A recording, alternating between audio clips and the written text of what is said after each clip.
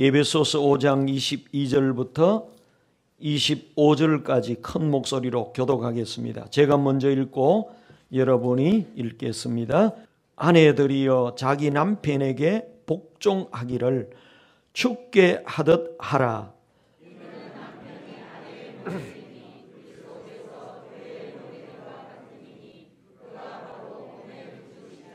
그러므로 교회가 그리스도에게 하듯 아내들도 범사에 자기 남편에게 복종할지니라. 남편들아 아내 사랑하기를 그리스도께서 교회를 사랑하시고 그 교회를 위하여 자신을 주심같이 하라. 아멘. 5월 가정의 달을 맞아서 행복한 가정에 대해서 은혜를 나누고자 합니다. 부모의 소원이 있다면 자녀가 건강하고 행복하는 것입니다. 하나님 아버지의 소원도 하나님의 자녀들인 성도들이 행복을 누리는 것입니다. 그런데 오늘 현대 가정의 실상은 그렇지 못합니다. 연세대학교 사회발전연구소 조사에 의하면 한국의 어린이들, 청소년들을 조사해 봤더니 행복한가? 행복지수를 조사했는데 OECD 국가 가운데서 가장 낮았습니다. 나는 행복하다 하는 사람이 55.4%였습니다. 나는 행복하지 않다가 44.6%입니다. 거의 절반이 나는 별로 행복하지 않다 이렇게 생각하고 있는 것입니다. 나는 학교를 좋아한다는 학생들이 30%입니다. 학교를 좋아한다는 학생이 30%에 불과하고 학교를 싫어한다 70%였습니다. 정부 기관에서 국민들의 위기 조사를 했습니다. 최고의 위기를 100으로 잡으면 나는 지금 너무너무 불안하다. 지금 우리나라의 위기가 최고조에 도달했다. 이게 100이라고 하면 제로는 전혀 위기가 없는 거죠. 그런데 우리나라는 위기 지수가 얼마였느냐? 63이었습니다. 그 말은 대한민국 사는 사람들이 마음속에 대다수가 불안감을 가지고 있고 불안의 정도가 50을 넘어서 상당히 높다는 것입니다. 아마 여기 있는 사람들도 예배 드리면서 뭔가 불안 속에 잡혀 있는지 모르겠어요. 그런데 왜 불안합니까? 왜 위기라고 생각합니까? 그 내용이 더 문제입니다. 지금 대한민국이 위기라고 생각하는 이유를 물었더니 경제가 너무 어려워서 그게 아니었습니다. 안보 문제, 북한의 핵 문제 때문에 위기입니다. 그게 아니었어요. 가정의 위기라고 했습니다. 가정이 무너져가고 있다. 특별히 부부관계가 깨지면서 이혼율이 47%라고 했습니다. 이혼의 이유가 뭐냐? 성격이 안 맞는다는 거예요. 성격 차이. 옛날에는 결혼하고 10년, 20년 살다가 이혼했는데 지금 이혼의 성격은 3년 정도 살아보고 안 맞다. 성격이 안 맞다는 거예요. 그래서 가정이 깨지고 있습니다.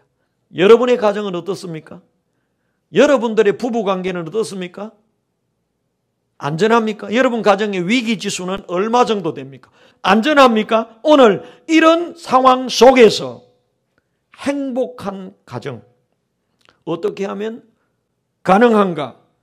오늘 하나님의 말씀으로 해답을 얻고자 합니다. 결혼이란 딱 맞는 사람이 만나서 행복을 찾는 게 아니고 결혼은 다른 사람이 만나서 맞추어가는 거거든요. 그래서 많은 어려움과 갈등을 겪게 돼 있습니다. 탤런트 김수미 씨가 이렇게 말했어요. 결혼하는 후배에게 시집 가는 것은 소풍 가는 것이 아니라 도를 닦으러 가는 것이다. 그런데 대부분 어떻습니까? 소풍 가는 마음으로 가는 거예요. 결혼하면 기쁨과 즐거움이 기다리고 있겠지. 도를 닦는 게 얼마나 어려운 줄 아십니까? 그런데 대한민국 사람들은 너무 쉽게 만나고 너무 쉽게 헤어지고, 그래서 돌을 닦는 마음이 아니라 소풍 가는 마음으로 결혼을 하다 보니까 결혼하고 난 다음에 가정이 자꾸 깨지는 거예요. 가정이 깨지면 어떻게 됩니까? 1년에 약 100만 명씩 불행에 빠지는 거예요. 이혼하는 사람들 부부잖아요. 그 자녀들 2명씩 치면 1년에 약 100만 명이 가정이 막 흔들려요. 위기에 빠지는 겁니다. 이 결혼관이 잘못된 겁니다. 결혼 생활은 성격 차이가 있는 게 정상이고 갈등이 있는 것이 정상입니다. 그래서 서로 다른 사람이 맞춰가는 것이 결혼 생활이다. 20세기 최고의 설교가 부흥사는 미국의 빌리 그레함 목사님입니다. 이분은 100만 명이 모인 데서 50만 명 모인 데서 설교하는 대단한 설교자입니다. 작년인가 저작년에 돌아가셨는데요. 좀 젊을 때 TV 방송에서 빌리 그레함 목사님의 사모님을 초청을 해서 대담을 하게 됐습니다. 대담을 하면서 사회자가 사모님, 세계적인 설교가, 세계적인 부흥사 빌리 그레함 목사님하고 사시니까 행복하시죠? 그러면서 혹시 목사님과 갈등을 느낀 적이 있습니까? 그렇게 질문했어요. 그러니까 사모님이 예, 있습니다. 어느 정도 갈등을 느꼈습니까? 그러니까 그 사모님이 죽여버리고 싶을 정도로 갈등을 느꼈습니다. 근데요, 이 TV 대담을 들은 미국의 수많은 방청객들이 이 사모님과의 대담을 통해서 많은 치료를 받고 위로를 받고 상처를 회복하는 그런 일이 벌어졌는데요. 저런 목사님 부부는 갈등이 없을 것이다.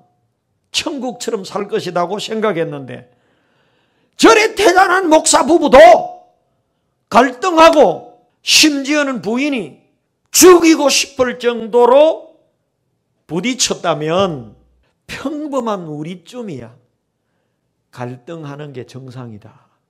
여러분, 여러분이 부부간에 갈등하는 거, 부딪히는 게 정상이라는 거예요.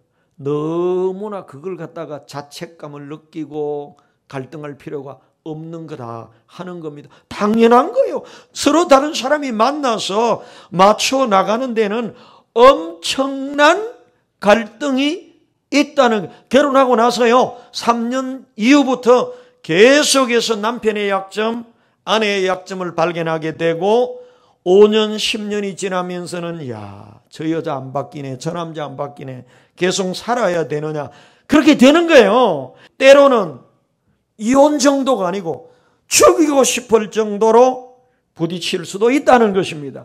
무슨 이야기입니까? 오늘 이 땅을 사는 사람들은 행복하기 위해서 결혼하지만은 행복하기보다도 가정에서 더 많은 갈등과 더 많은 어려움을 겪고 있다는 것이 현실이다 하는 것입니다. 자, 그러면 이렇게 갈등하면서 살아야 됩니까? 이 불행 가운데 우리가 살아야 됩니까? 행복할 수 있는, 우리가 행복을 찾을 수는 없습니까? 성경의 해답이 나왔는데 성경에 행복한 가정의 설계도가 나와 있는데 그게 에베소서 5장, 에베소서 6장의 말씀입니다. 오늘 읽은 본문의 말씀이 행복한 가정의 설계도인데 간단해요. 하나님이 행복한 가정을 위하여 설계도를 딱 만들 때 1층이냐 2층이냐 5층이냐 설계도대로 지으면 되는 것처럼 여러분이 설계대로 가정을 이끌어가면 되는데 성경은 복잡하게 말하지 않았어요. 아내가 할 일을 아내더라 그래가지고 복종하라. 남편들이 할 일 남편들아 뭐하라? 사랑하라. 자, 그러면 아내들이 행복한 가정을 위해서 해야 될 일이 뭐냐? 22절에 남편에게 복종하라. 교회가 주님께 복종하듯이 복종하라, 복종하라, 복종하라, 복종하라 그렇게 나와 있어요. 그래 여자들은 상당히 기분 나빠할 수 있습니다. 왜? 여자가 복종하라 그런, 복종하는 게 훨씬 쉬워요. 시키는 대로 하면 돼요. 사랑하라는 것은요, 시키지 않은 것까지 해야 돼. 원수라도 해야 돼. 그 남자들이 훨씬 더 무거운 짐을 진 거니까 여자들 기분 나빠하지 마시고 오늘 말씀을 잘 들어서 마음에 새기고, 결혼하지 않은 청년들은 앞으로 남자들은 결혼하면 사랑하기로 다짐하고 여자들은 복종하기로 다짐하고, 그런데 이게 여러분이 생각하는 그런 개념이 아니에요. 좀 더 깊은 의미가 있다고 하는 것입니다. 아내들에게는 뭐 하면 행복하다고요? 자, 그러면 복종하기 위해서 먼저 내 남편이 누군가를 알아야 돼. 남편은요, 한 가정의 기둥으로 하나님이 세워주셨는데, 일반적으로 가장이라 그러죠. 가정을 책임진 사람입니다. 특별히 부양의 책임을 가진 사람인데, 이 남자들에게는요, 이 책임감이, 정신적인 책임감이 한평생, 그래서 한평생 자녀들을 잘 먹이고 입히고 공부시키고 시집 보내고 장가 보내야 되는데, 능력이 없어도 남자들 마음속에는 책임감이 있어요. 그리고 두 번째는요, 실질적으로 가족을 부양해야 하는 경제적인 책임감을 지고 살아가는 사람입니다. 가족이 먹고 사는 거, 입고 쓰는 거, 결혼하는 거, 학교 다니는 학비, 모든 가족의 경제적인 책임을 지는 책임감을 지고 남편이 살아서, 남편이 주로 뭐합니까? 직장에 들어가죠. 직장 스트레스, 그거 대단한 거. 여러분, 직장 다니는 사람이 직장 스트레스 없다고 생각하면 그건 착각입니다. 결혼해 보세요. 부부간에 부부 스트레스 없는 게 없어요. 신앙생활에도 스트레스가 있습니다. 그렇지만 구원의 길이고 생명의 길이고 영생의 길이기 때문에 신앙의 스트레스를 조금 받더라도 이 길로 가야 되는 거예요. 할렐루야. 여러분, 직장 스트레스 있어서 그만두면 어찌 됩니까? 가족이 다 굶어 죽어요. 학교를 그만둬야 돼요. 먹고 살 수가 없어요. 그래서 남편들은 가족을 책임지는 그 경제적인 책임을 다하기 위해서 직장의 스트레스를 참고 생각 같아서는 12번도 더 사표를 내고 싶은 직장인데 계속 하는 거예요. 예를 들어서 진급을 하는데 나보다 5살 어린 사람이 진급을 했어요. 나는 진급에 누락이 됐어요. 죽을 맛이죠. 죽을 맛. 자기가 무능한 것 같고, 남자가 무능하게 느껴질 때 최고 절망하거든요. 그래서 딱 때려치우고 싶은데 딱 생각이 뭡니까? 자식들 학교 가야지, 자식들 먹어야지, 전기세 내야지. 때려치우고 싶은데 못 때려치우는 거예요.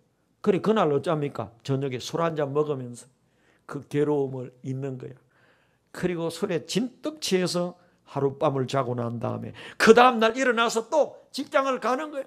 그러다가 직장생활 30년, 40년 하는 거예요. 오늘 우리의 남편들이 다 그렇게 직장생활을 하게 된 거예요. 좋은 직장일수록요, 엘리트들이 모이는데 그 경쟁이 심해요. 이기지 못하면 퇴직을 해야 되는 거예요. 44살에 퇴직해봐요. 10몇 년 만에. 20년도 안 돼서 그 직장을 그만둬야 되는데 그거 그만 안 두려고 어떻게 하는 줄 알아요? 밤 9시, 10시, 12시까지 근무하는 거예요. 퇴직되면 안 되니까. 회사에서 늦게 가라는 게 아니에요. 다른 사람도 다 열심히 하니까 좋은 직장일수록 더 스트레스를 많이 받는 거예요. 그만두고 싶어도 그만두지 못하는 그 가슴을 쓰려 담고 10년, 20년, 30년, 40년 버틴 거예요. 내가 볼 때 여러분 남자들 진짜 영적으로 사진 딱 찍어보면 속이 다 썩었을 거예요 아마. 거기다가 남편에게 또 이게 부담이 있는 게 부모와 자녀와 아내의 중간에 서 있는 중간자입니다. 보세요. 결혼하고 나면요, 양가 부모님이 생겨요. 그러니까 아내와 자기 아버지, 어머니, 시어머니, 시아버지와의 관계가 좋으면 문제가 작은데 관계가 안 좋아지면 이 남자는요, 부모 편을 들어야 할까, 아내 편을 들어야 할까. 계속 살기는 아내하고 사니까 아내 편을 들어야 되겠는데 부모를 마음 아프게 하니까 살맛이 안 나는 거예요. 그 중간에서 어떻게 해야 됩니까? 이러기도 그렇고 저러기도 그렇고 이게 남자예요. 이게 남편이에요. 요즘 젊은 여자들이 시집에 가는 거 안 좋아하잖아요. 명절에 대해서 시집을 가려고 하는데 여자들이 안 가려고 그래. 핑계대고. 그러면 뭡니까? 혼자 가요. 혼자 가서 어머니 아버지 집사람이 몸이 아파갖고 거짓말을 해야 됩니다. 이게 등신 같은 남편의 삶이라. 남편의 위치는 무한 책임, 무한 수고, 무한 희생 해야 되는 위치다. 그러므로 이런 남편에게 뭐하라? 복종하라. 그러면 복종이라는 말은 열등하기 때문에 따르는 것이 아닙니다. 뭡니까? 이런 거요? 운동선수가 심판에게 그 룰에 복종해야 되는 것처럼 여행객이 가이드에게 따라야 되죠. 저도요, 우리 교회를 책임지는 담임 목사지만 여행 가면 가이드가 시키는 대로. 아니, 내가 부족해서 그럽니까? 질서와 더 나은 경기를 위해서 룰을 지켜야 되는 것처럼 여러분의 가정 행복을 위해서 하나님이 세운 질서를 따라서 아내는 마땅히 남편에게 복종해야 되는 줄로 믿습니다.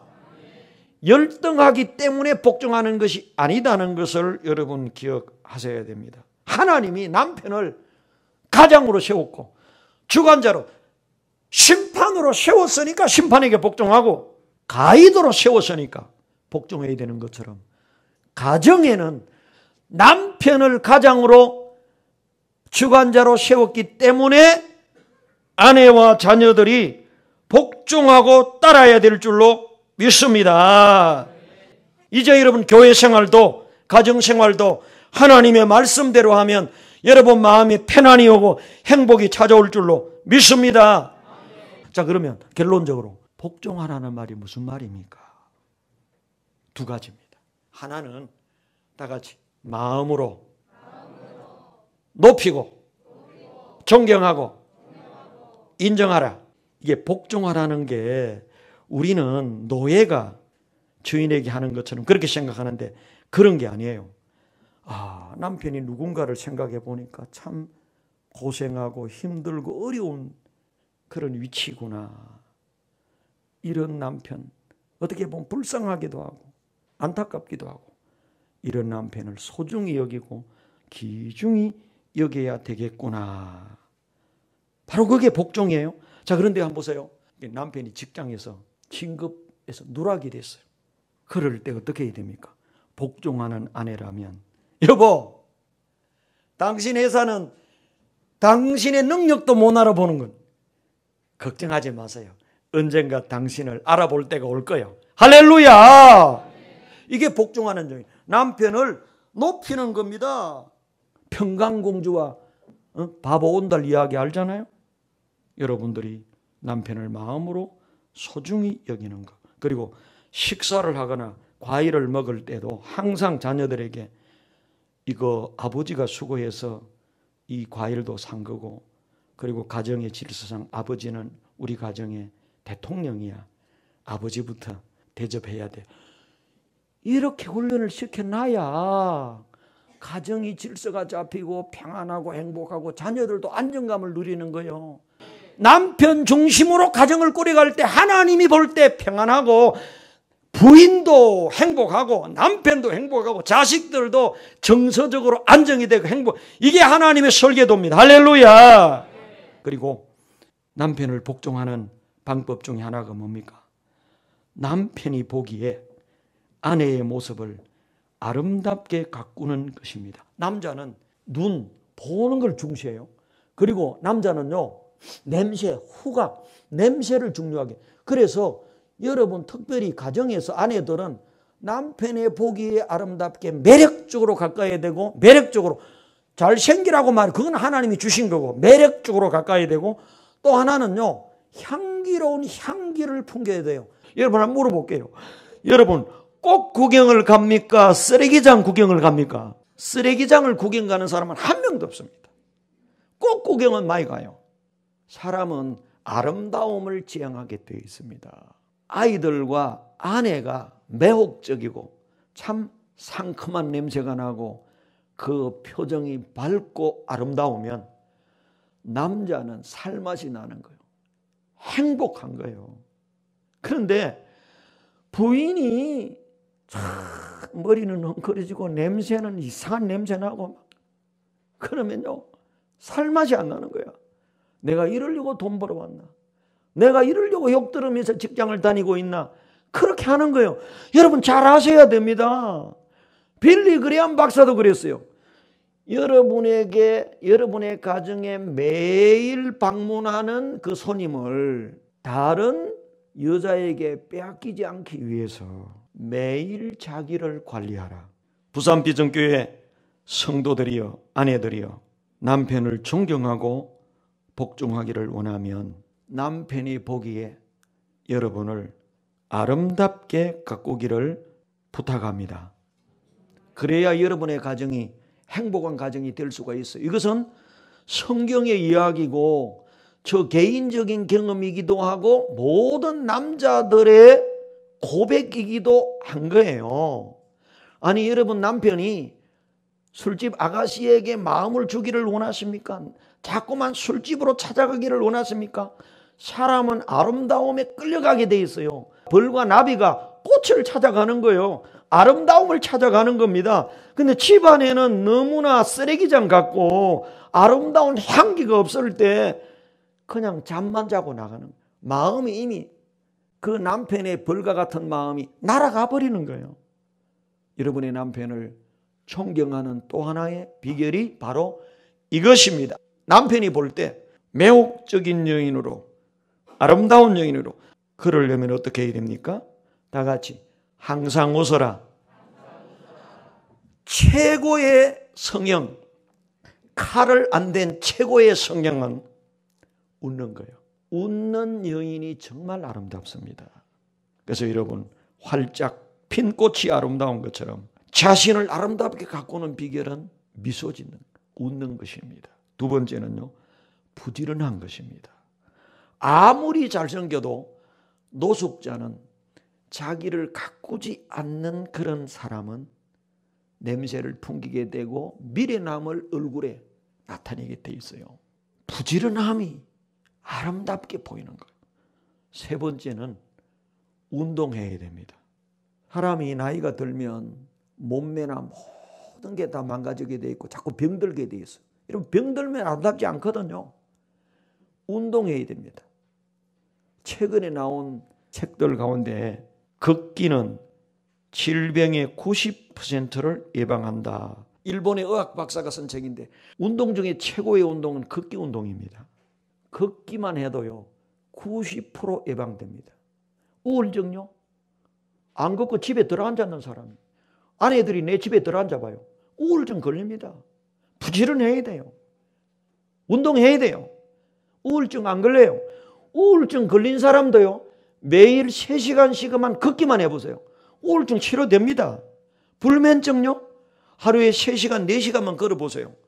노곤한 몸에 밤에 잠이 오게 돼 있습니다. 운동 중에요 자전거 타기, 헬스 이런 것도 좋은데 그거보다 더 좋은 운동이 뭐냐? 걷기래요. 왜? 자전거 타는 것은 땅을 밟는 게 아니에요. 하체 운동만 될 뿐이에요. 헬스 같은 것도 마찬가지예요. 그런데 걷기는요 하나님이 인간을 창조할 때처럼 땅을 밟고 살도록 한 것처럼 온 몸이 다 운동을 하는 거예요. 걷는 것도요 가만히 이렇게 걸으면 안 돼. 손을 많이 움직이면서 걸어야 된다는 거예요. 그러면 아름다워져요. 건강해져요. 우리 아내들이요 오늘 제가 보너스까지 다 말씀을 드렸어요. 여러분의 가정이 행복한 가정이 되기를 주님의 이름으로 축원합니다. 부부관계가 좋아야 되는데 특별히 아내들아 남편에게 복종하라. 어떻게 하는 것입니까? 남편을 마음으로 높이는 것입니다. 어떻게 하는 것입니까? 남편이 볼 때 자신의 외모를 아름답게 가꾸는 것입니다. 그래야 남편에게 힘을 주고 용기를 주고 위로를 주고 격려를 주고 하는 거예요. 남편이 자기를 존중하거나 남편이 원하는 걸 해줘야 될 거 아닙니까? 식당에 주방장이 자기 입맛에 맞는 것을 택하면 안 되는 거죠. 손님이 어떤 음식을 원하느냐. 지금 가정이라고 하는 것은 부부가 핵심이거든요. 남편이 마음으로 존경하는 걸 최고 기뻐하는 거고, 아내가 자신의 몸을 매력적으로 가꾸는 것을 자기를 존경한다고 느낀다는 거예요. 시각 중심적이에요.